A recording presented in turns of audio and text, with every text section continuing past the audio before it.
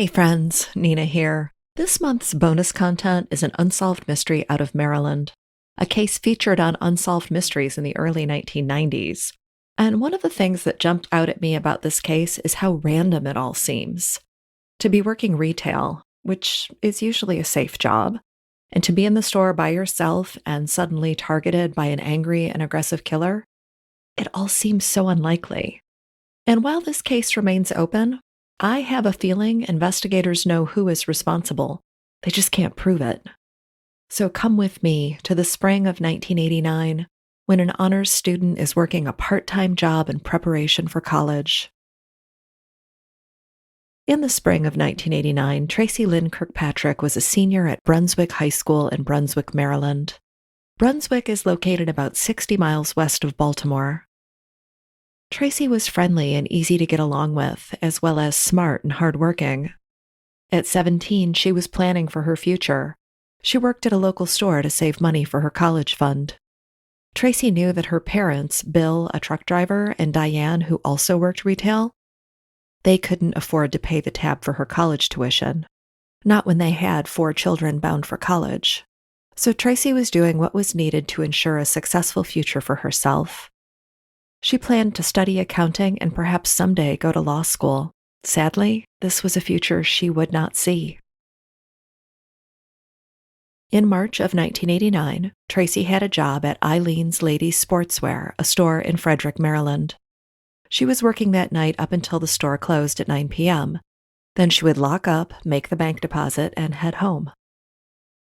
That evening, in addition to customers that came in and the manager she was working with, she also saw her mother.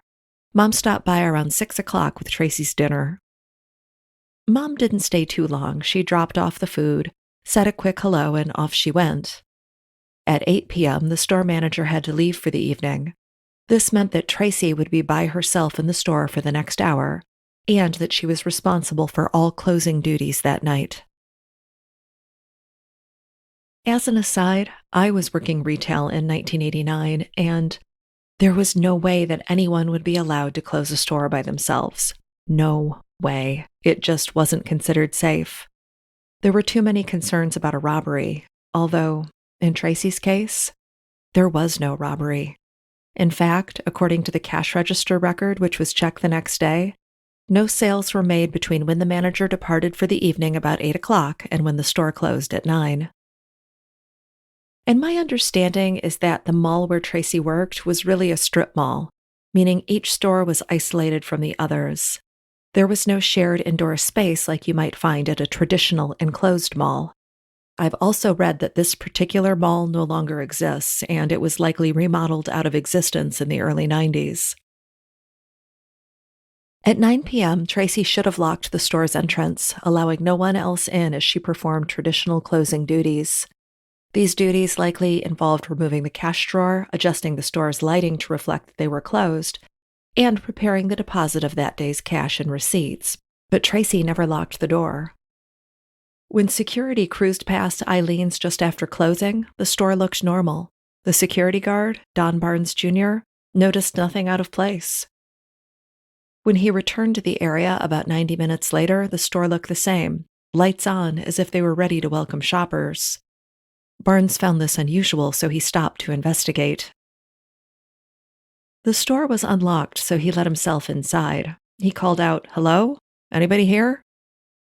Because it was possible that there was a staff meeting or late cleaning going on, and he didn't want to startle the employees, but no one responded to his greeting.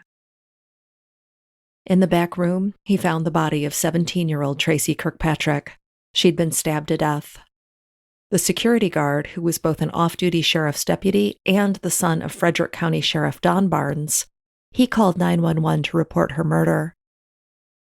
Investigators arrived and confirmed that yes, Tracy had been stabbed to death, although a search of the building and the surrounding areas did not turn up a murder weapon.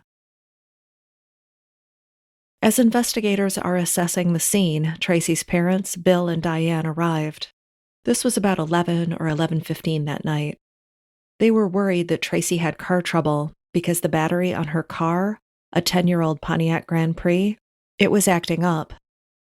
But as they turned into the parking lot of the mall, They saw emergency vehicles, lights flashing red and blue.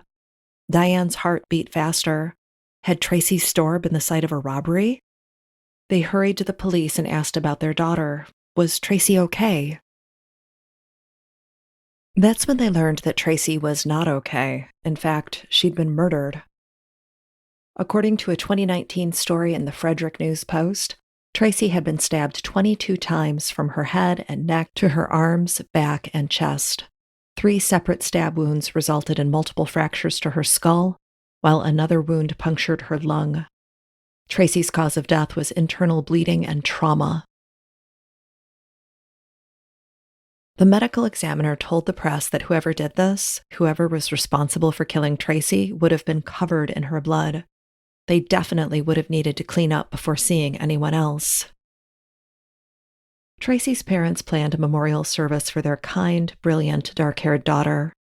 And as she no longer needed her college money, some of it was redirected to pay for her farewell. While the family grieved, police went to work. They needed a murder weapon, but hours of searching the area around the store turned up nothing. It appeared that the killer took the knife with them when they left. According to the Unsolved Mysteries episode on her case, Tracy was not sexually assaulted, and the store showed no signs of robbery. It appears that her killer had only one thing in mind: murdering Tracy Kirkpatrick. Life went on in Frederick. Tracy's classmates enjoyed prom and commencement. They made plans to head off to college in the fall. All of the things that she was denied by her killer. Police worked the case and followed up on tips and leads as they came in, but nothing pointed them in the right direction. It wasn't until the summer, 3 months after the murder, that the first big lead came in. You see, someone called a national hotline claiming to be Tracy's killer. I'm going to play a portion of the recording for you here. The quality, it's not great, but I want you to hear it, both his voice and what he has to say. Hello, my name is Don, and I'm calling from Frederick, Maryland. I know this is going to sound surprising, but 3 months ago, I stabbed a girl to death.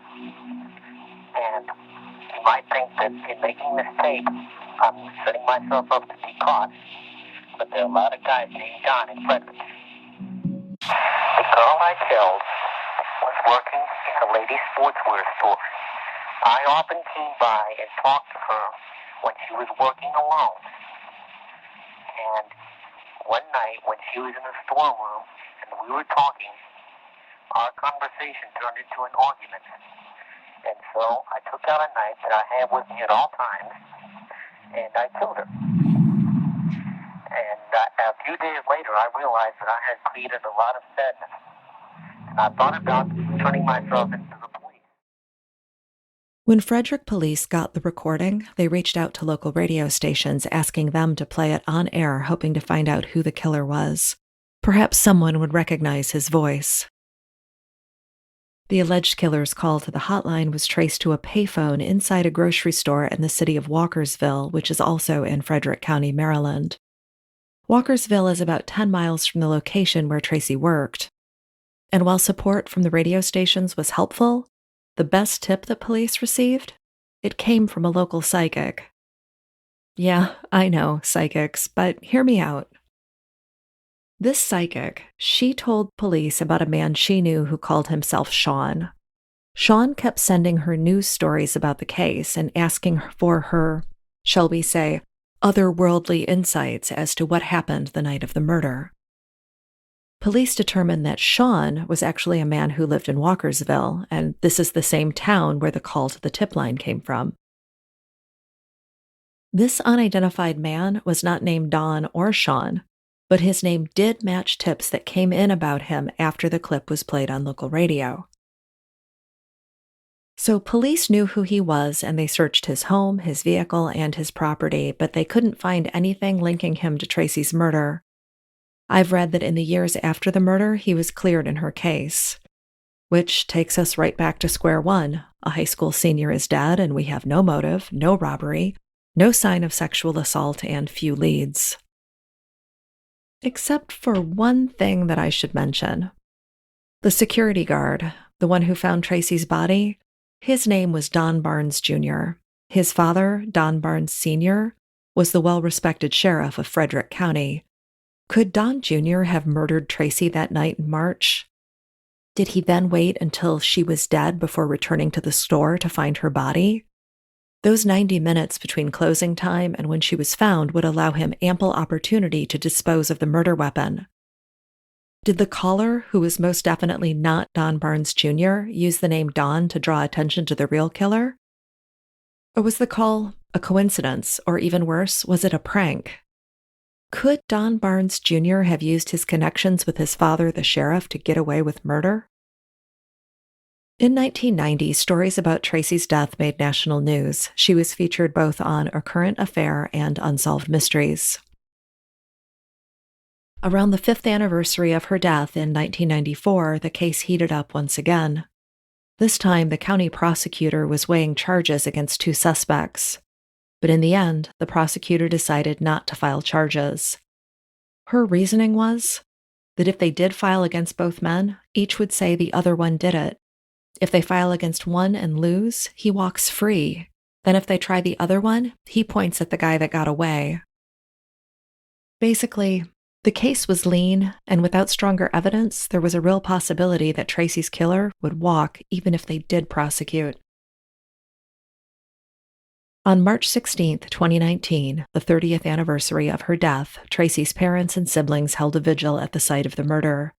They hoped that someone would come forward and finally offer the tip or lead that would identify her killer once and for all. Sadly, they're still waiting. The murder of Tracy Kirkpatrick remains open and unsolved.